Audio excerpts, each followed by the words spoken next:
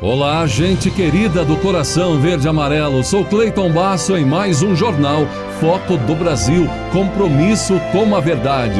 Nossa pergunta, conta pra gente, deixa o seu comentário, nos diga de onde você é, qual a sua opinião, participe do chat ao vivo e veja se o sino de notificações está ativado para receber nossas atualizações diárias. Vamos agora às notícias desta edição. E que repercussão teve o desabafo feito pelo presidente Jair Bolsonaro durante um encontro organizado pela Igreja Evangélica Comunidade das Nações em Brasília, hein? O que você achou? Chegou a ver? Segundo o presidente Bolsonaro, a pressão sobre suas decisões podem influenciar as questões sociais, decisões que podem influenciar questões sociais e econômicas do Brasil. E a pressão faz com que ele muitas vezes chore escondido. Por falta de conhecimento, meu povo pereceu. Eu acho que estamos aprendendo. Cada vez mais nós sabemos o que devemos fazer, para onde devemos direcionar as nossas forças. Quantas vezes eu choro no banheiro em casa? Minha esposa nunca viu. Ela acha que eu sou o machão dos machões.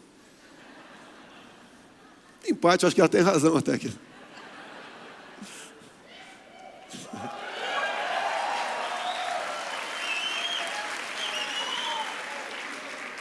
O que me faz agir dessa maneira, eu não sou mais um deputado.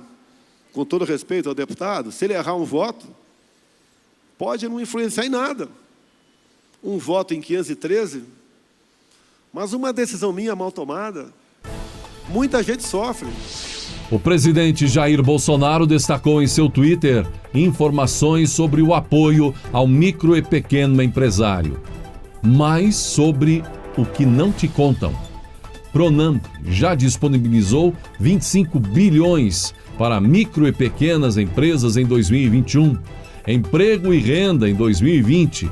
O Pronamp atendeu 468 mil pequenas empresas, cerca de 9 meses de auxílio emergencial, equivaleu a 15 anos de Bolsa Família e a descoberta de milhões de pessoas invisíveis, as quais serão incluídas em programas de renda e emprego com a breve aprovação do programa Renda Brasil pelo Congresso Nacional.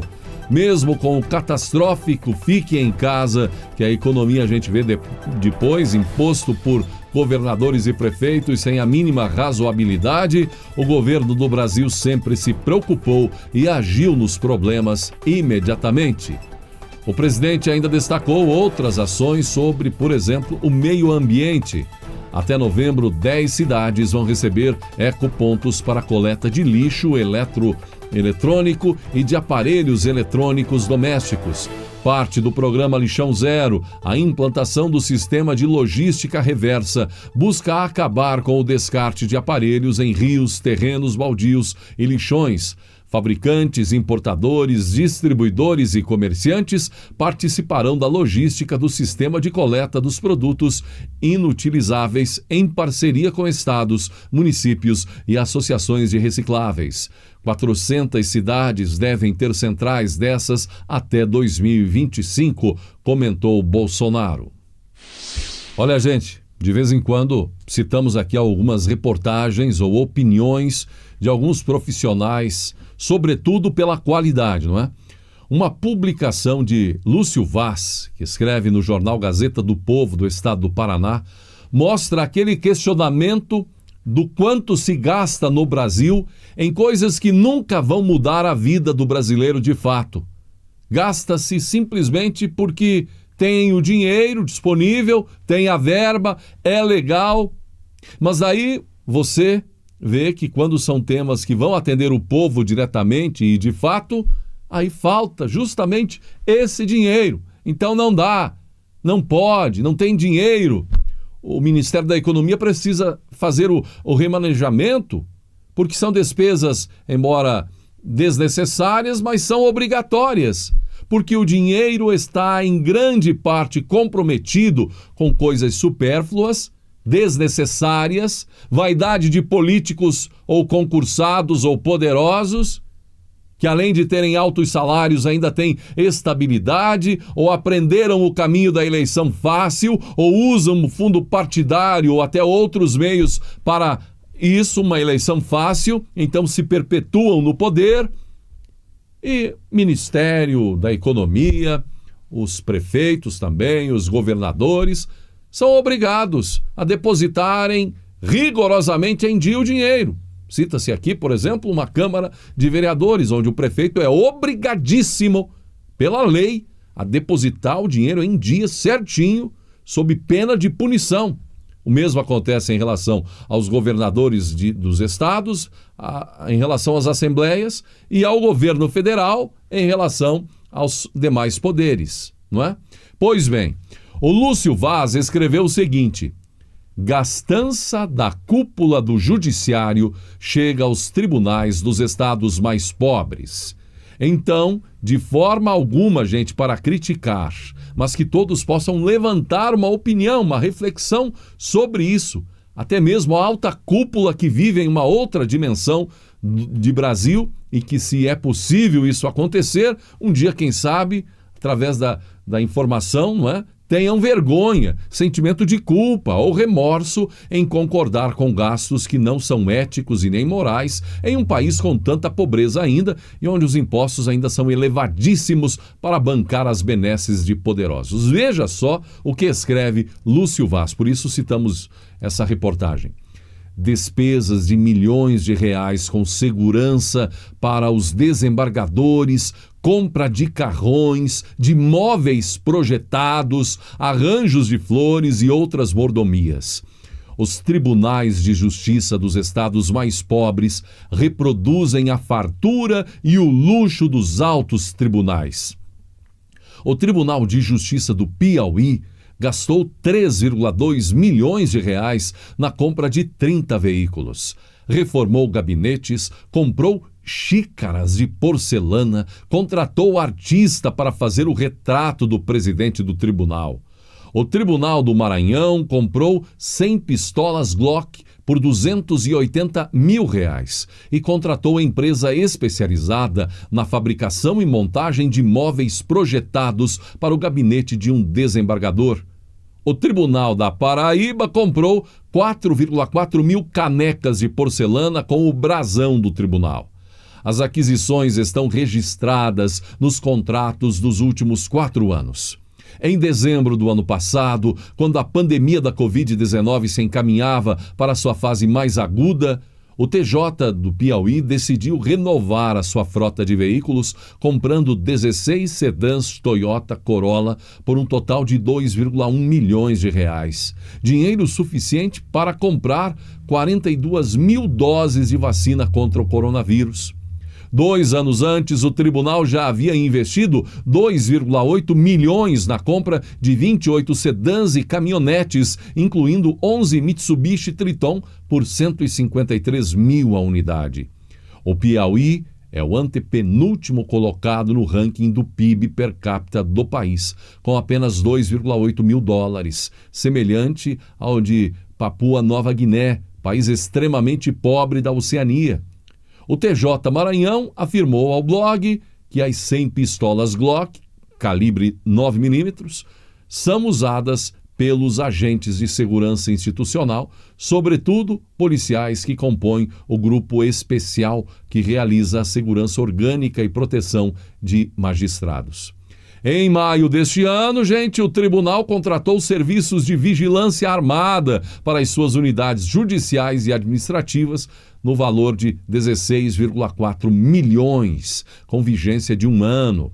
O Maranhão tem o pior PIB per capita do país, 2,5 mil dólares, semelhante ao da Venezuela. Mas sobra dinheiro no tribunal. No final do ano passado, foi assinado contrato para o fornecimento e instalação de móveis confeccionados sob medida para o gabinete da presidência do tribunal, no valor de 15 mil reais.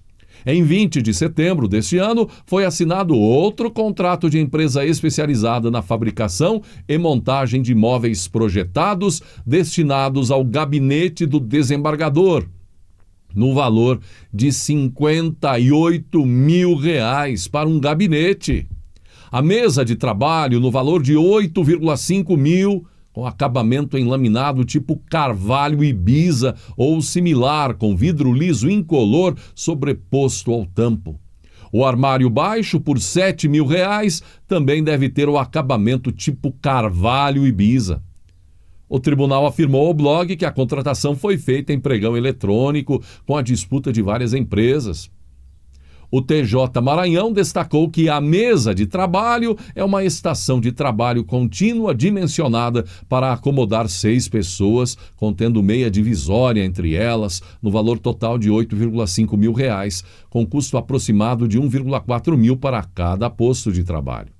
Sobre o armário, afirmou que o móvel possui dimensões consideráveis e projeto incluindo portas de abrir e basculantes que demandam ferragens específicas, dentre elas os pistões hidráulicos para as portas basculantes, além do nicho e de prateleiras internas. No ano passado, o TJ Piauí também foi às compras, apesar da crise sanitária, fiscal e econômica que assolou o país. Buscou recursos no Fundo Especial de Reaparelhamento e Modernização do Poder Judiciário para a aquisição de mobiliário no valor total de R$2,6 milhões, mais 50 mil doses de vacina aí, gente. No item de requintes, no ano passado, o TJ Piauí adquiriu 120 xícaras de porcelana totalmente esmaltadas com pires também por R$12.000 em xícaras. Contratou artista plástico por R$5,5 mil com o objetivo de pintar o retrato do presidente do tribunal em quadro a óleo sobre tela, uma prática que remonta aos tempos do Renascimento. A aquisição de arranjos de flores e buquês para a inauguração e posse da nova mesa diretora custou R$19.000. Tinha, por exemplo, rosas, helicônias, sorvetão, entre outras coisas aí que até a palavra é difícil de pronunciar. Mas também teve a inauguração do Fórum da Comarca de Picos, mais 16 mil gastos em arranjos florais. O Tribunal do Piauí também torrou 25 mil na compra de 4 mil canecas de fibra de coco e comprou mais 2,8 mil copos ecológicos pelo valor de R$33 mil. O Tribunal da Paraíba comprou 4,4 mil canecas de cerâmica porcelana com o brasão do tribunal no valor de 47 mil. E assim vai o texto contando sobre as gastanças nesses tribunais. Uma outra dimensão, um outro país. O blog solicitou, por exemplo, ao TJ Piauí esclarecimento e justificativa para as despesas feitas pelo tribunal.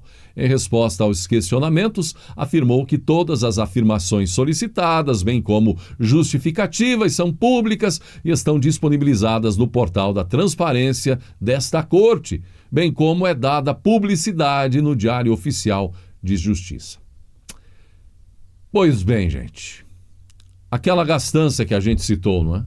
Supérflua, desnecessária, mas que na mente de quem pratica o gasto é legal, é ético e é necessária. Coloco-me no lugar de um estrangeiro que lá da Inglaterra, da Itália, do Japão, dos Estados Unidos, enfim, olha de longe para o Brasil e se pergunta: como um país tão rico, petróleo, natureza, minério, sem furacão, sem terremoto, consegue dar uma vida tão mediana, limitada ao seu povo? Penso então, gente, que a forma que eles nos veem é a mesma que nós vemos os países da África, onde uma cúpula vive em uma dimensão, uma redoma de vidro elevadíssima, e que dita tudo, sustentada pela classe baixa que somos nós, pegando no pesado todos os dias. Servis, pagadores de impostos que deveriam retornar em abundância, não é? Tamanho valor que pagamos em tudo. Já são R$2 trilhões até agora que pagamos neste ano.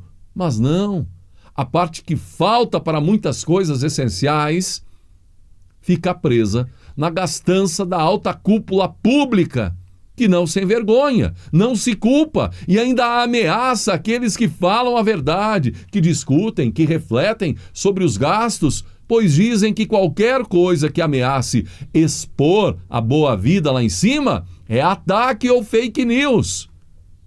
Será que um dia tudo isso terá um fim? E uma era de justiça plena para todos conseguirá ser estabelecida em nosso Brasil?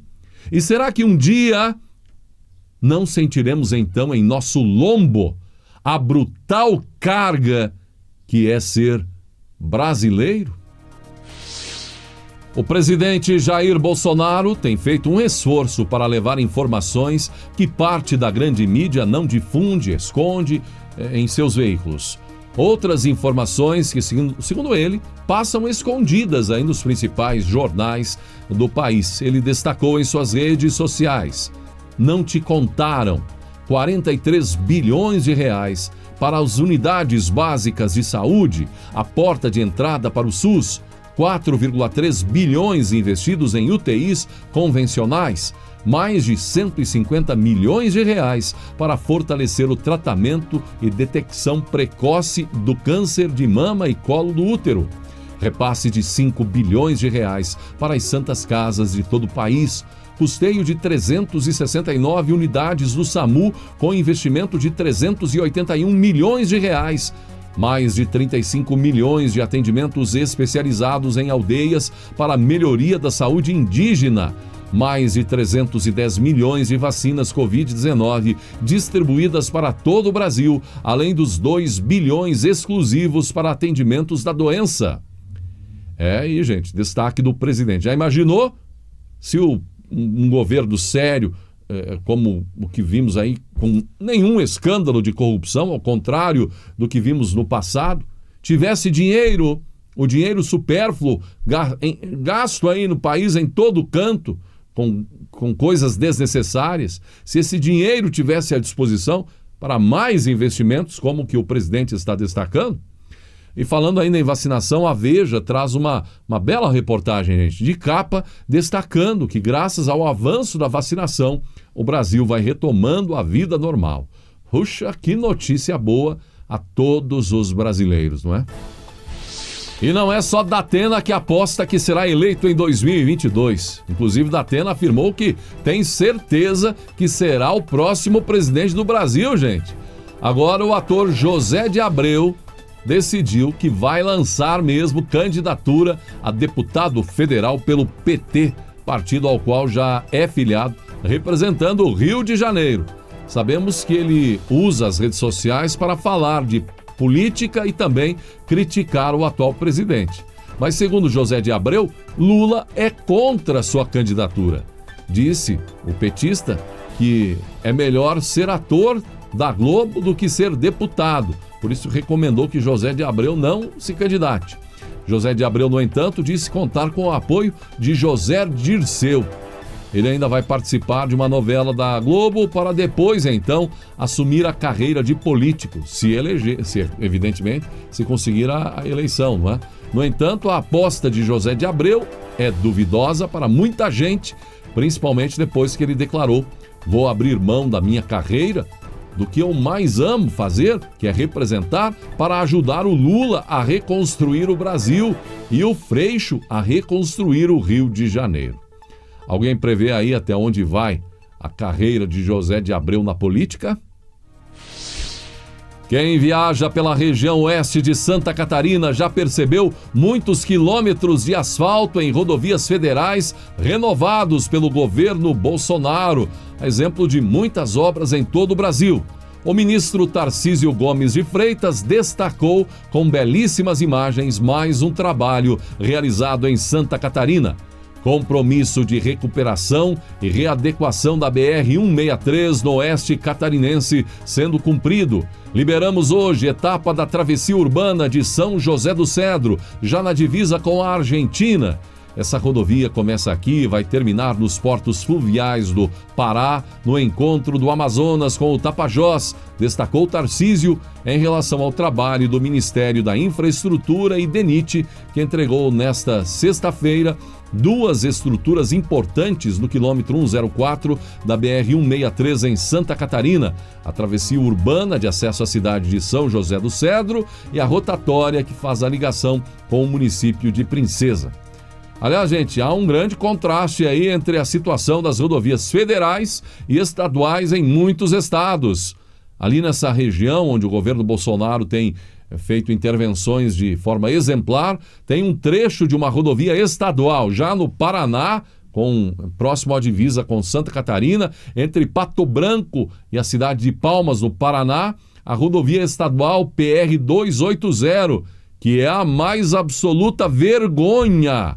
Alô Paraná, alô Ratinho, uma região privilegiada pela altitude, conta com dezenas de cataventos, as hélices gigantes eólicas, não é? Gerando energia elétrica que fariam do local algo turístico até, mas que por conta da rodovia estadual acabada, perigosíssima, detonada, está uma vergonha, completamente abandonada o trecho da rodovia pelo estado do Paraná. Todo mundo pedindo intervenção ali, gente. E a situação vai ficando cada vez mais crítica para Davi Alcolumbre. Depois de uma semana de intensa pressão, agora a ministra Rosa Weber enviou à PGR um pedido de investigação de Alcolumbre pelo atraso na sabatina de André Mendonça.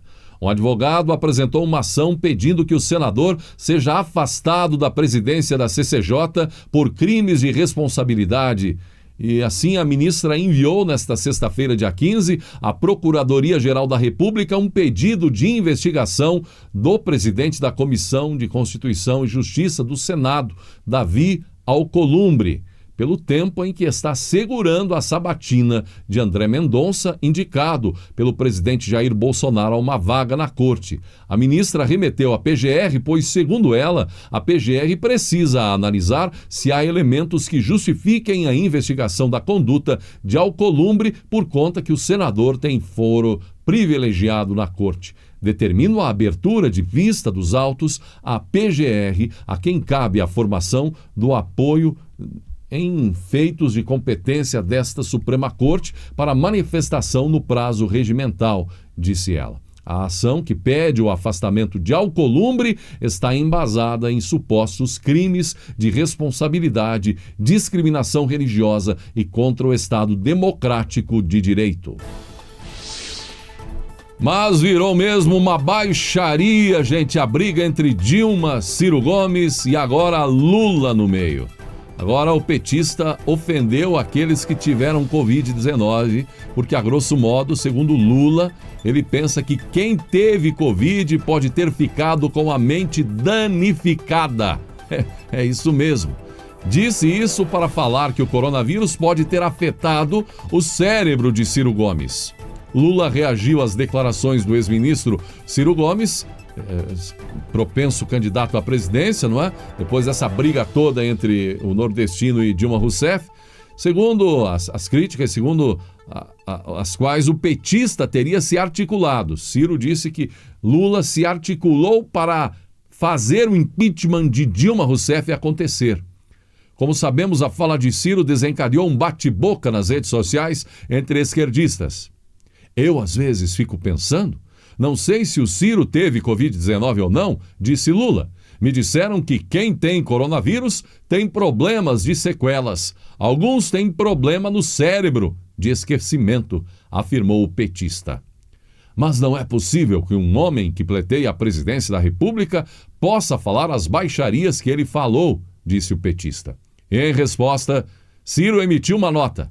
Já tive Covid-19 em outubro do ano passado. Estou bem e não fiquei com sequelas, mas trágico mesmo seria ter uma sequela moral como a do notório Lula, que com este comentário infame acaba de agredir milhões de mortos e sobreviventes do coronavírus, respondeu Ciro Gomes.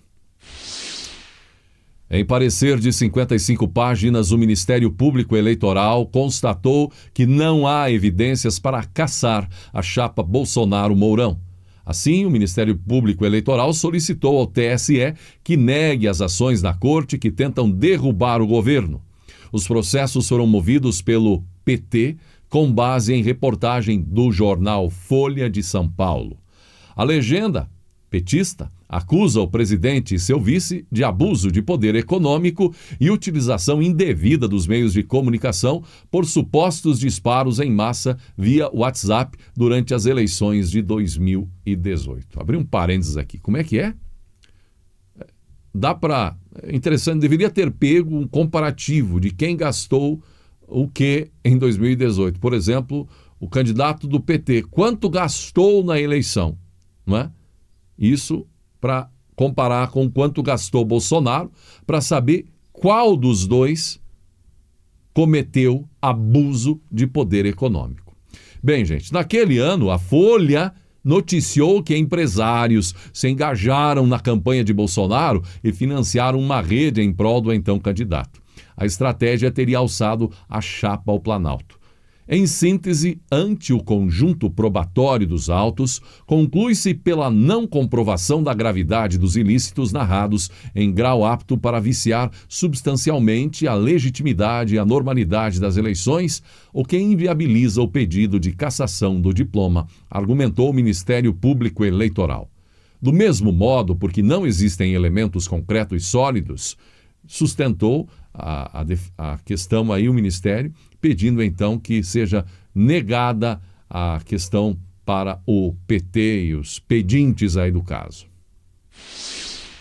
15 de outubro é o dia do professor. Eles passam grande parte da vida com nossos filhos. A minha mãe foi professora, hoje é uma professora aposentada, mas ela lecionou por várias décadas e ouviu muito o chamado: Tia Inês, me ajuda aqui. Tive o privilégio de tê-la como professora no primeiro ano. Se ser um aluno amado por uma professora é bom, imagine ser aluno de uma professora que é a sua mãe. Uma coisa é certa: na sala de aula, ela e todo professor ou professora, no jardim ou na universidade, além de ensinar, também aprendem muito. Conta a história que numa sala de aula havia várias crianças, quando uma delas perguntou à professora: Professora, o que é o amor? A professora sentiu que a criança merecia uma resposta à altura da pergunta inteligente que fizera. Como já estava na hora do recreio, pediu para que cada aluno desse uma volta pelo pátio da escola e que trouxesse o que mais despertasse nele o sentimento de amor. As crianças saíram apressadas e, ao voltarem, a professora então perguntou: Quero que cada um mostre o que trouxe consigo. Algo bom, ruim, o que trouxeram? A primeira criança disse: Eu trouxe esta flor, não é linda? A segunda criança falou: Eu trouxe esta borboleta, vejo o colorido de suas asas, vou colocá-la em minha coleção. A terceira criança completou: Eu trouxe este filhote de passarinho. Ele havia caído no ninho junto com outro irmão. Não é uma gracinha? E assim as crianças foram se colocando. Terminada a exposição, a professora notou que havia uma criança que tinha ficado quieta o tempo todo. Ela estava vermelha de vergonha, pois nada havia trazido. A professora se dirigiu a ela e perguntou: Meu bem, por que você nada trouxe? E a criança timidamente respondeu: Desculpe, professora. Vi a flor e senti o seu perfume. Pensei em arrancá-la, mas preferi deixá-la para que seu perfume exalasse por mais tempo. Vi também a borboleta, leve e colorida. Ela parecia tão feliz, professora, que não tive coragem de aprisioná-la. Vi também o passarinho caído entre as folhas, mas ao subir na árvore, notei o olhar triste de sua mãe e preferi devolvê-lo ao ninho. Portanto, professora, trago comigo o perfume da flor, a sensação de liberdade da borboleta, e a gratidão que senti nos olhos da mãe do passarinho. Como posso mostrar o que trouxe? A professora agradeceu a criança e lhe deu nota máxima, pois ela fora a única que percebera que só podemos trazer o amor no coração. Pense nisso. E nossa homenagem aos profissionais da educação de todo o Brasil e também a minha mãe, Dona Inês, professora aposentada, por esta data tão especial. Chegamos ao final desta edição do Jornal Foco do Brasil. Gratidão pela atenção e que Deus abençoe a você e a sua família.